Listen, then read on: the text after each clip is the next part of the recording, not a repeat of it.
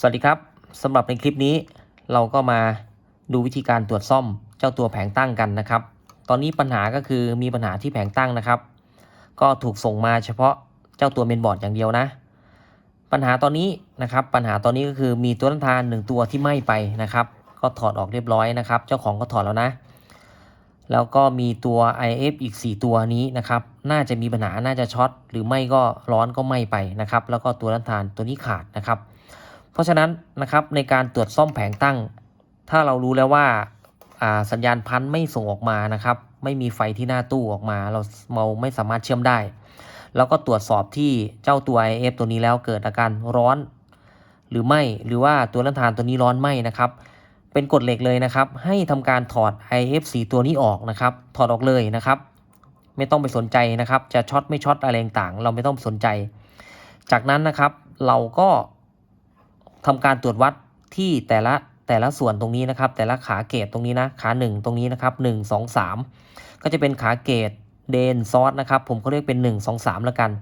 ขาซ้ายสุดเป็นขาเกตนะครับขาที่1นะเราก็ตรวจสอบเลยครับแต่ละขาตรงนี้ถ้ากินไฟ24จะต้องได้อยู่ที่20โวลต์ตรงนี้จะต้องได้5.5โวลต์ตรงนี้จะต้องได้20โวลต์ตรงนี้จะต้องได้ประมาณสัก5.5โวลต์โดยประมาณนี้ครับก็เดี๋ยวลองตรวจสอบดูนะครับคราวนี้เราก็จะใช้เทคนิควิธีการซ่อมจากภายนอกนะก็คือเราจะใช้ไฟ24โวลต์จ่ายเข้ามานะครับเราก็หาวิธีการหาหลักก่อนนะครับว่าตรงไหนเป็นไฟ24นะครับปกติไฟ24ก็จะอยู่แถวๆบอร์ดนี้นะครับตรงนี้ซ้ายสุดนะซ้ายสุดอาจจะเป็นไฟ24นะครับเราก็ตั้งโอห์มปี๊ดนะแล้วก็วัดกับตัวเจ้าไดโอดตรงนี้นะครับเขาจะปี๊ดขึ้นมานะปี๊ดแล้วนะอันนี้เป็นบวกลบก็ใช้ IC Regulate เบอร์7812นะครับเบอร์นี้นะเป็นลบนะครับลบก็จะต่อกับตรงนี้เราก็เลือกใช้ได้เลยว่าตรงไหนบวกตรงลบนะครับ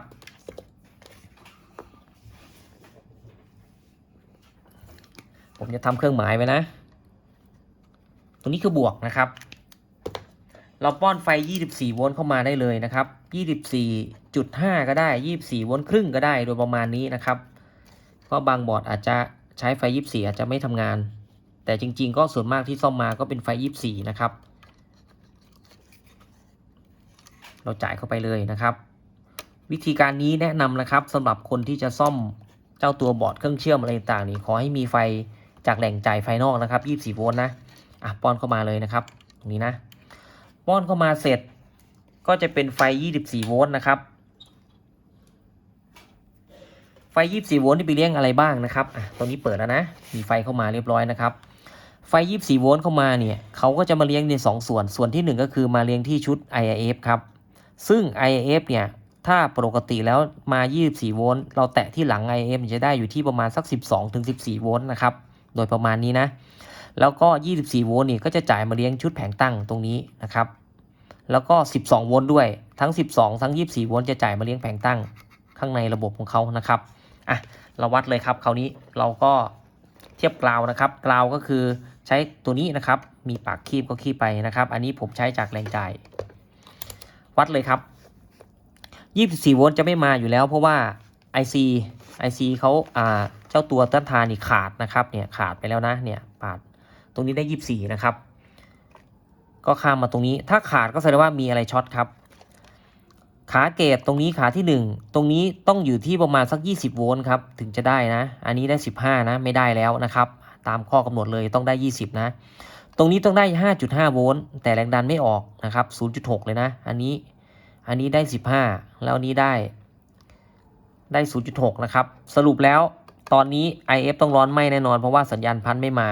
เราก็ต้องซ่อมแผงตั้งครับคราวนี้แผงตั้งครับแผงตั้งเราจะวัดอะไรเราก็ทำการวัดเช็ค IC ก่อนเลยนะครับเช็ค IC ตามข้อกำหนดของ IC ว่า1จะต้องได้ไฟ12โวลต์ที่ขา16นะครับเดี๋ยวดูรูปเลยนะครับรูปนี้นะเราวัดเลยครับถ้ามีอาการอย่างนี้เราวัดทดสอบค่าทั้งหมดไว้เลยว่าแต่ละค่าเนี่ยขาไหนที่มีปัญหานะครับเดี๋ยวผมจะทำการวัดนะเดี๋ยวปรับมุมกล้องก่อนนะครับโอเคครับสำหรับคนที่มีหนังสือก็ติ๊กไว้นะครับตรงนี้นะตรงนี้เป็นสาระสำคัญเลยนะครับถ้าเราจะซ่อมเจ้าตัว IC ตัวนี้นะครับ1นะครับเราลอย เจ้าตัว IF ข้างหลังนี้ออกก่อนนะครับเป็นกฎเหล็กเลยนะให้ดึงออกไปเลยนะครับแล้วหลังจากนั้นเราก็มาเช็ค IC อีกทีหนึ่งว่าเขามีปัญหาอะไรนะครับก็อันดับแรกเราก็เช็คตามขานี้ทั้งหมดเลยนะครับผมก็จะเช็คไปตั้งแต่ขา15ก่อนนะครับเราก็จดไปตามด้วยเลยนะครับเดี๋ยวผมจะสรุปอีกทีหนึ่งหลังกล้องนะครับเริ่มเช็คกันเลยนะครับอันดับแรกเราเช็คที่ขา15ก่อนขา VCC นะครับมีไฟไหมมีไฟ 12.15 ก็โอเคผ่านนะครับอันดับที่2นะครับเช็คไฟขา16นะครับตรงนี้เราแล้วแต่เราจะขั้นตอนยังไงก็ได้นะครับแต่ว่าเช็คให้ครบเลยนะขา16ต้องได้ไฟ 5.1 ผ่านนะครับจากนั้นเราก็ไปดูที่ขา1นะครับผมจะไล่เลยขา1ไปนะครับขา1ได้ไฟ0โวลต์ขา2ได้ไฟ 5.1 โวลต์ผ่านนะครับขา3นะครับขา3ได้ไฟ0โวลต์ผ่านนะครับใช้งานได้นะขา4ครับขา4ได้ไฟ0โวลต์ข้างใน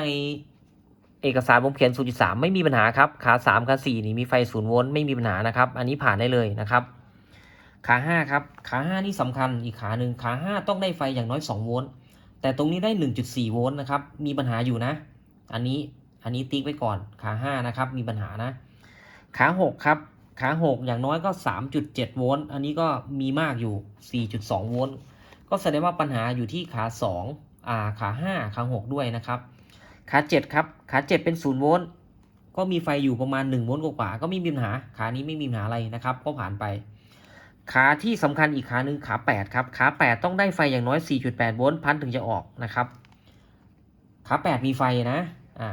ผ่านนะครับขา9ครับคราวนี้ขา9อย่างน้อยต้องมีไฟประมาณ 3.9 โวลต์ลองดูครับประมาณ 4.1 โวลต์ก็ถือว่าใช้ได้เพราะว่าเขามีไฟมานะครับถ้าใครไล่ดูนะขา9นี่จะรับไฟมาจากขา15ครับก็ประมาณ5โวลต์แล้วก็ผ่านทรานซิสเตอร์ตรงนี้อีกทีนึงก็มีไฟเยอะหน่อยก็ไม่แปลกนะครับแต่ไม่เกิน5โวลต์นะครับจริงๆถ้าทำกันได้ก็จะอยู่ที่ประมาณสัก 3.9 โวลต์โดยประมาณนี้นะครับขา9ขา10ต้องได้0โวลต์ครับถ้าขา10มีไฟก็จะเกิดการชัตดาวน์นะครับแต่ระบบ IC ตัวนี้เขาต่อดึงลงกาวไว้ไม่ได้ใช้งานนะครับขา11ครับขา11เป็นขาสำคัญที่สุดของเราพันจะต้องออกอย่างน้อยต้องมีไฟ5โวลต์ครับขา11นะตอนนี้ขา11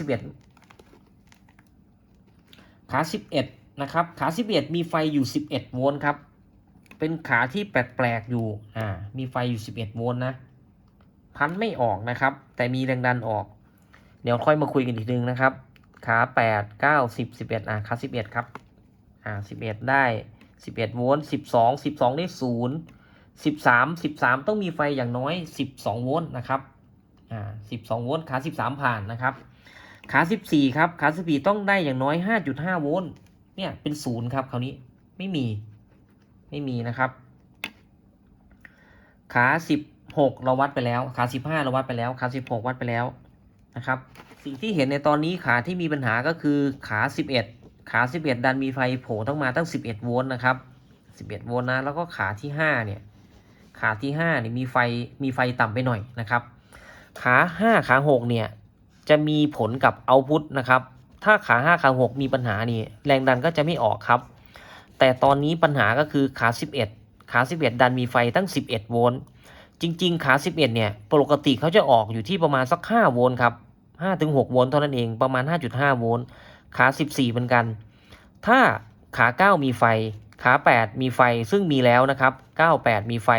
แรงดันน่าจะออกถ้าไม่ออกก็อยู่ที่ขา5อีกทีนึงนะครับ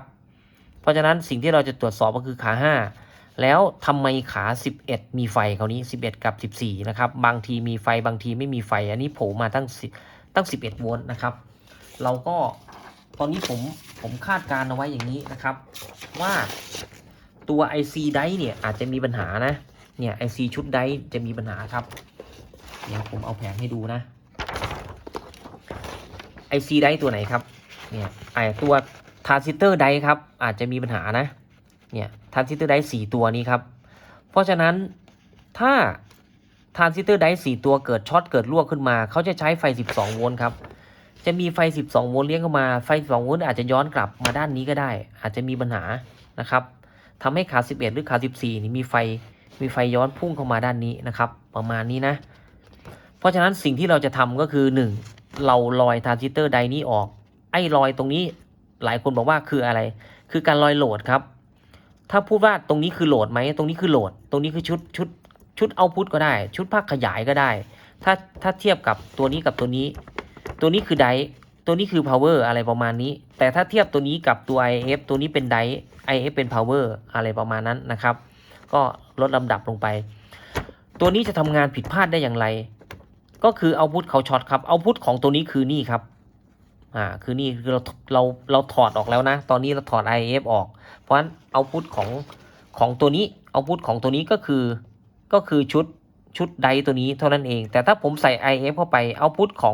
องชุดพวกนี้ก็คือ IF นะครับเราต้องปลดเพราะฉะนั้นผมจะตัดขาเจ้าทรานซิสเตอร์4ตัวนี้ออกไปเลยตัดออกเสร็จถ้า IC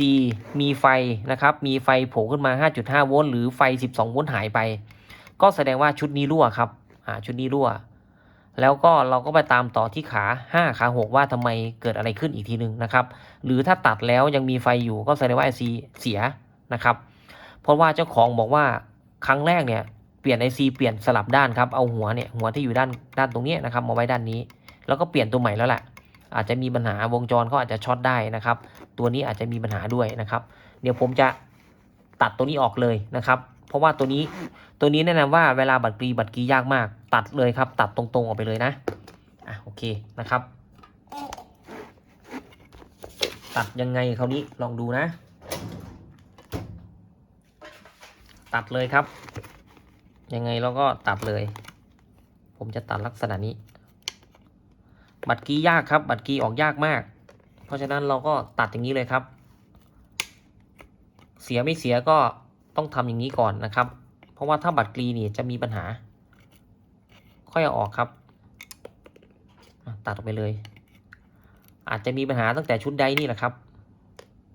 เดี๋ยวผมขอตรวจสอบอีกทีนึงนะครับว่าเขาช็อตกันไหมโอเคครับมาต่อกันนะครับหลังจากที่ตัดเจ้าทรานซิสเตอร์ได4ตัวนี้ออกเรียบร้อยแล้วนะครับซึ่งคาดว่าน่าจะมีปัญหานะครับ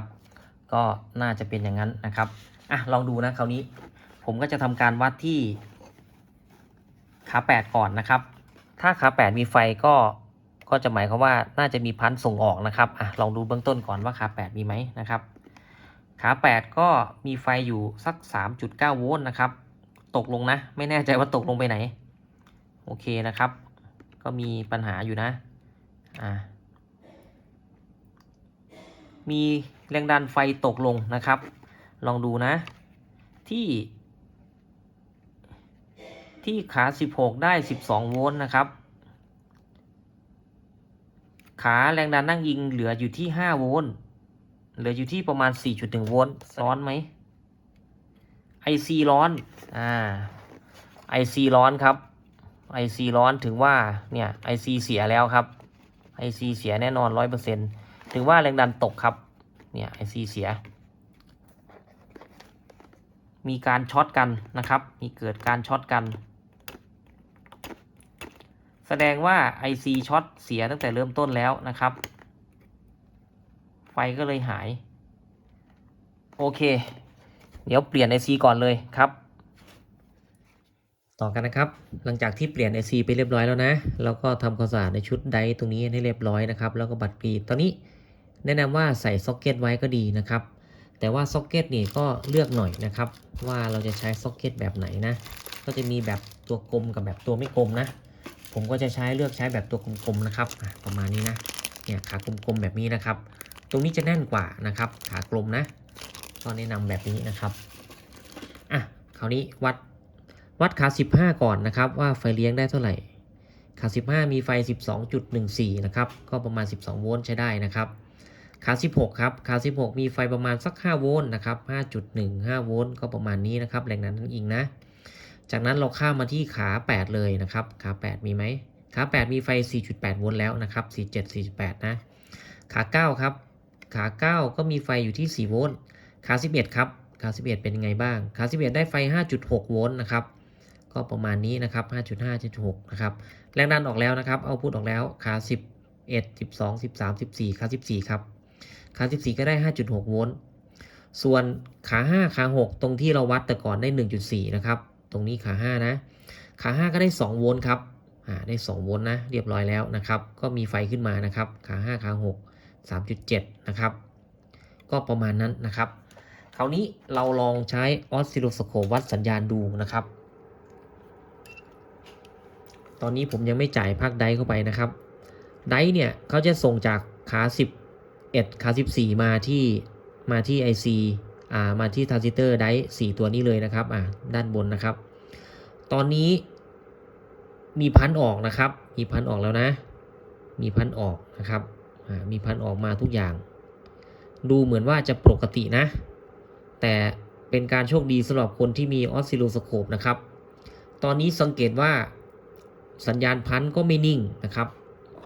เนี่ยสัญญาณพันไม่นิ่งแล้วความถี่อยู่ที่23กิโลเฮิรตซ์ครับความถี่น้อย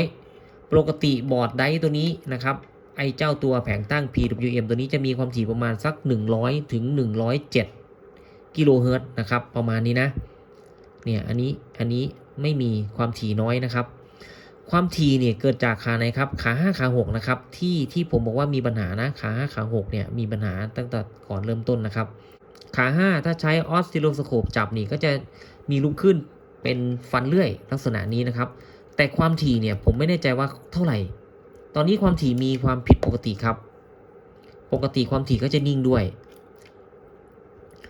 ขา5ขา6เนี่ยจะเป็นตัวกำหนดความถี่เอาพุทด้วยครับถ้าเอาพุทออกน้อยนะปกติเนี่ยเอาพุทความถี่จะออกอยู่ที่ประมาณสัก100ถึง106 107กิโลเฮิรตซ์นะครับแต่นี่ออกแค่23กิโลเฮิรตซ์ถ้าใส่เข้าไปมอสเฟตน่าจะระเบิดนะครับน่าจะทำงานผิดพลาดทำงานช้าไปหน่อยนะครับเนี่ยประมาณนี้นะเพราะฉะนั้นเราต้องไล่ดูที่ขา5ขา6ครับโอเคครับเราดูเอกสารกันหน่อยนะครับปกติขา5ขา6เนี่ยก็จะมีไฟตามที่เราวัดได้ก็อยู่ที่ประมาณสัก2โวลต์นะครับเนี่ยเอกสารแล้วนะขา5ขา6นะครับมีไฟประมาณ2โวลต์ถึง 3.7 โวลต์ก็โอเคก็ประมาณนั้นนะครับแต่ว่าความถี่ไม่ได้คราวนี้ความถี่ไม่ได้จะมีอยู่2ตัวครับมี R อยู่2ตัวมี R อยู่1ตัวนะ R 20 โอห์มR 20นะครับประมาณสัก 6.8K นะครับประมาณนี้แล้วก็มีคาปาซิเตอร์ต้องดู2ตัวนี้ครับเราต้องทำการเปลี่ยน2นี้เลยก็ได้นะครับเปลี่ยนเสร็จแล้วเนี่ยความถี่จะได้เท่าไหร่นะครับเดี๋ยวผมจะวัด R ตัวนี้ก่อนนะครับ R ตัวนี้อยู่ตรงไหนคราวนี้เราดูที่วงจรครับของจริงนะ R อยู่ตัวนี้ครับมี R ตัวนี้แล้วก็มี C ตัวนี้เท่านั้นเองนะครับ2ตัวนี้แหละนะครับน่าจะประมาณนี้นะเดี๋ยวทำการตรวจเช็คดูนะครับต่อกันนะครับหลังจากที่ตรวจสอบแล้วนะครับก็มีตัวต้านทาน1ตัวนะครับที่ยืดค่านะจาก 6.2K นะครับอันนี้พูดผิดนะเมื่อกี้พูดไปเป็น 6.8 นะครับจริงๆคือ 6.2K นะครับตัวนี้นะยืดค่าเป็น 30K ได้นะครับก็คงจะไฟเกินนะเพราะว่าอาจจะต่อผิดนะครับคราวนี้เรามาดูนะครับเรามาดูความถี่นะครับความถี่ก็อยู่ที่210กิโลเฮิรตซ์นะครับความถี่ตรงนี้นะส่วนความถี่ที่ออกจากขา11ครับเมื่อกี้ได้48ตอนนี้ได้อยู่ที่107นะครับลูกขึ้นจะไม่สวยหน่อยนะครับจะยังไม่สวยนะก็ยังไม่ผ่านชุดใดชุดอะไรนะครับก็ประมาณนี้นะความถี่ขา14ครับ14ก็อยู่ที่107ครับ107นะเดี๋ยวผมโฟกัสที่สโคปดูนะครับประมาณนี้นะครับก็ถ้าไม่ได้สโคปก็แย่เลยนะครับถ้าปล่อยไปทำงานไปก็คงจะระเบิดครับคงจะระเบิดเพราะความถี่เขาไม่ได้ตรงนี้ความถี่อยู่ที่ประมาณ107ก็อาจจะสูงหน่อยๆอยู่นะครับอาจจะต้องเปลี่ยน C ตัวนี้ด้วยนะครับมี C กับ R นะครับมี C ตัวนี้นะมี C 104หรือ102โดยประมาณนี้นะครับแล้วก็มีตัวต้านทาน 6.2K นะครับก็หรือเราจะเปลี่ยนเป็นตัวสีเขียวนี้ก็ได้เนี่ยไอ้สีเขียวนี้นะครับเดี๋ยวผมลองเปลี่ยนไอ้ตัวสีเขียวนี้ดูนะครับเปลี่ยนจากบอร์ดเก่าๆนี่แหละแถวๆนี้นะครับอันนี้ก็บอร์ดใหม่อยู่นะก็เดี๋ยวลองเปลี่ยนดูนะครับเปลี่ยนเสร็จแล้วนี่ความถี่เขาจะเพิ่มขึ้นมากไหมนะครับคือตอนนี้107.388นะครับ107.38กิโลเฮิรตซ์นะเดี๋ยวผมจะเปลี่ยน C ตัวนี้ดูนะครับโอเคครับเปลี่ยน C เรียบร้อยแล้วนะครับพอดีว่าหาตัวใหม่ได้เลยนะครับตัวเขียวๆนะค่า102นะครับก็คราวนี้ความถี่เขาก็ลดลงครับเหลือ204นะแล้วก็ความถี่ขาออกด้านนี้นะครับ ขาออกขาเข้าเนี่ยความถี่ตรงนี้จะมากกว่าขาออกนะครับขาออกก็อยู่ที่104นะครับตอนแรกอยู่ที่107นะครับก็อยู่ในช่วงนี้ตั้งแต่100จนไปถึง107โดยประมาณนี้นะครับเท่าที่เคยซ่อมมานะครับก็จะไม่เป๊ะแน่นอนมากนะครับประมาณนี้ก็น่าจะโอเคครับน่าจะโอเคนะถ้าเราปล่อยไปเลยตั้งแต่ความถี่40กิโลเฮิรตซ์ตั้งแต่ครั้งแรกนี่ก็มอสเฟตจะทำงานไม่ได้ครับทำงานได้สักพักก็คงจะระเบิดนะครับเพราะว่าความถี่เขาไม่ได้ออกแบบมาให้ความถี่ที่ต่ำๆนะครับอันนี้ก็ความถี่ก็สัก100กิโลเฮิรตซ์นะครับโดยประมาณนี้นะเขาทำงานได้นะครับเพราะฉะนั้นตัวอย่างที่เห็นในชัดในคลิปนี้ก็คือตัวต้านทาน1ตัวแล้วก็คาร์เปเตอร์1ตัวนะครับต่อที่ขา5ขา6เนี่ยจะเป็นขา CT/RT นะครับกำหนดความถี่นะซึ่งจะมีผลกับความถี่ที่เป็นความถี่เอาพุทออกมาตรงนี้นะครับเพราะฉะนั้นปัจจัยที่ทำให้มอสเฟตระเบิดนี่มันมีหลายปัจจัยมากนะครับเพราะฉะนั้นต้นทางดีปลายทางก็ดีนะครับถ้าใครมีออสซิลโลสโคปก็ควรจะวัดสัญญาณวัดความถี่ด้วยนะครับใช้มิเตอร์อย่างเดียวไม่ได้เลยนะครับน่าจะระเบิดน่าจะยากอยู่นะครับพอดีผมใช้ออสซิลโลสโคปจับดูนะครับก็โอเคนะครับตอนนี้เรียบร้อยแล้วนะครับเรียบร้อยแล้วเราก็ใส่เจ้าไดนี่เข้าไปทั้ง4ตัวนี้เลยนะครับแล้วก็มาวัดสัญญาณดูว่ามีปัญหาไหมถ้ามีก็จะเป็นชุดซีเนอร์ตัวนี้แล้วก็ไดโอดชุดนี้อีกนิดๆหน่อยๆตรงนี้นะครับเพราะฉะนั้นทำทีละสเต็ปไปนะครับโอเคครับเมื่อเราใส่ทรานซิสเตอร์ได4ตัวเข้าไปเรียบร้อยที่เจ้าตัวแผงตั้งแล้วนะครับเจ้าตัวนี้นะเจ้า3-4ตัวนี้นะครับจากนั้นเราก็ทำการวัดที่พิน23 25 27แล้วก็29ครับเราจะวัดตรงนี้เลยก็ได้หรือจะทำการวัดที่ตรงขาเกตของ IF แต่ละตัวก็ได้ก็จะเป็นพิน23 25 27 29เหมือนกันนะครับแล้วข้อกำหนดคืออะไรข้อกำหนดก็คือตรงนี้นะครับตรงนี้นะแรงดันเขาจะออกมาที่พินพวกนี้นะครับนี่นะ23 25 27 29นะครับก็ตรงนี้เราตรวจสอบแล้วว่าขา11ขา14เนี่ยมีไฟนะครับเนี่ย11 14มีไฟ5.6 โวลต์ 5.5 โวลต์โดยประมาณนะครับก็ประเด็นก็คือ IC นี่ช็อตนะครับ IC นี่ช็อตเพราะว่าไดร์4ตัวนี้ช็อตด้วยนะครับอาจจะเกิดจากการเปลี่ยน IC ไปก่อนหรือว่าไดร์ตอนแรกเลยเนี่ยไดร์อาจจะมีปัญหาก่อนนะครับอันนี้มีปัญหาแล้วก็เปลี่ยน IC พอเปลี่ยนเสร็จทำให้ตัวนี้ไฟเกินครับไฟเกินตัวต้านทานตัวนี้มีปัญหา C ตัวนี้มีปัญหาแรงดันแล้วก็ความถี่เลยไม่ได้นะครับความถี่ต่ำด้วยถึงจะเปลี่ยนตัวนี้ได้เปลี่ยนตัวนี้ได้เสร็จก็จะระเบิดอยู่ดีเพราะว่าตัวนี้ความถี่ไม่ได้นะครับตอนนี้เรียบร้อยหมดแล้วนะครับเราทำตามสเต็ปของเราแล้วนะก็คือมีแรงดันตรงนี้ออกแล้วเราก็เปลี่ยนไดตรงนี้นะครับจากนั้นเราก็จะมาเช็คที่ขา23ที่พิน23 25 27 29หรือจะเช็คที่ตัวตรงนี้ก็ได้ตัวเดียวกันนะครับจะต้องแนกข้อกำหนดก็คือมีไฟ20โวลต์ 5.5 โวลต์ 20 โวลต์แล้วก็ 5.5 โวลต์โดยประมาณครับถามว่าถ้ายังไม่ได้ล่ะถ้ายังไม่ได้ก็มาตรวจสอบที่ซีเนอร์ตัวนี้ครับซีเนอร์ตัวนี้แล้วก็ไดโอดอีก1 2 3ตัวประมาณนี้นะครับแต่ว่าไม่ค่อยมีปัญหามากนะพวกนี้โอเควัดเลยครับคราวนี้ก็ตัวแรกนะครับตัวแรกปื๊ดเข้าไปเนี่ย20โวลต์ตามข้อกำหนดเลยนะเนี่ย20โวลต์เลยนะครับ20โวลต์หน่อยๆก็ไม่มีปัญหานะครับอันที่2 5.5 โวลต์เนี่ยก็ตามนี้นะครับ 5.5 5.6 นะโดยประมาณนะครับนี่ก็ 20.86 ก็ได้แล้วนะครับนี่ก็เท่าไหร่นี่ก็ 5.6 นะครับเรียบร้อยใส่ IF ได้เลยนะครับก่อนใส่ก็ใส่ตัวต้านทานตัวนี้เข้าไปด้วยตัวต้านทานตัวนี้ก็ไม่ไปนะครับคราวนี้ดูที่ออสซิลโลสโคปกันนะครับเปิดเลยนะจะเห็นว่าแทบจะไม่ได้ใช้เจ้าตัวออสซิลโลสโคปเลยนะครับถ้าเราใช้มิเตอร์คล่องอยู่นะครับลองดูนะผมก็วัดไปนะครับตัวนี้ก็คือกินที่20โวลต์นะครับตัวนี้20โวลต์ความถี่ก็จะออกประมาณ104กิโลเฮิรตซ์นะครับ104นะตรงนี้นะตัวนี้ 5.5 นะครับความถี่ก็ออกเท่ากันนะครับก็คือ104กิโลเฮิรตซ์นะครับตัวนี้ด้วยนะครับเราก็เช็คอย่างนี้นะครับใครมีออสซิลโลสโคปก็เช็คไปนะหรือใช้มิเตอร์ก็ได้ใช้มิเตอร์ก็ตัวแรกสุดก็20โวลต์ตัวที่2ก็ 5.5 ตัวที่3ก็20โวลต์ตัวที่4ก็ 5.5 นะครับโอเคตอนนี้เรียบร้อยครับเป็นการ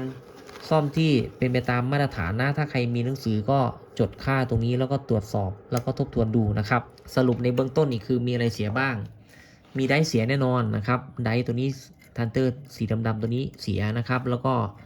IC ช็อตไปนะครับเสียไปด้วยนะครับแล้วก็ตัวด้านทาน 6.2K นะครับแล้วก็คาปาซิเตอร์102นะครับตัวนี้ขา5ขา6กำหนดความถี่นะความถี่ไม่ได้นะครับแรกสุดเลยนี่ก็จะเป็นตัวนี้ช็อตก่อนนะครับตัว IIF นะเนี่ย IIF 4 ตัวนี้อาจจะช็อตนะครับแล้วก็ตัวด้านทานไม่ไปนะครับเจ้าของทำไปทำมาเนี่ยไฟก็เลยออก11-12 โวลต์เช็คตรงนี้ไฟออก11-12 โวลต์เพราะว่าทรานซิสเตอร์เขาช็อตเขาทะลุมาครับไฟ12 โวลต์จากทรานซิสเตอร์นี่ยิงเข้ามาตรงนี้นะครับถ้าเราดูวงจรเราจะเข้าใจง่ายขึ้นนะครับเนี่ยวงจรนะตัววงจรเนี่ยครับจะมีทรานซิสเตอร์ไดร์4 ตัวที่เราเปลี่ยนไปนะครับดำๆนะไฟ12 โวลต์เนี่ยอาจจะไหลเข้ามาที่ขา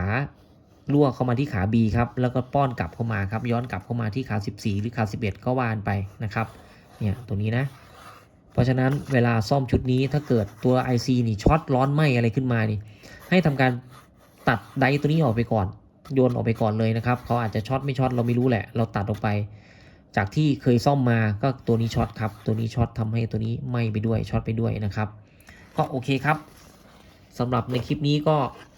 ทดสอบกันแต่เพียงเท่านี้นะครับตัวนี้ก็น่าจะไม่มีปัญหาอะไรแล้วก็ใส่เข้าไปก็น่าจะทำงานได้ปกติทุกอย่างนะครับ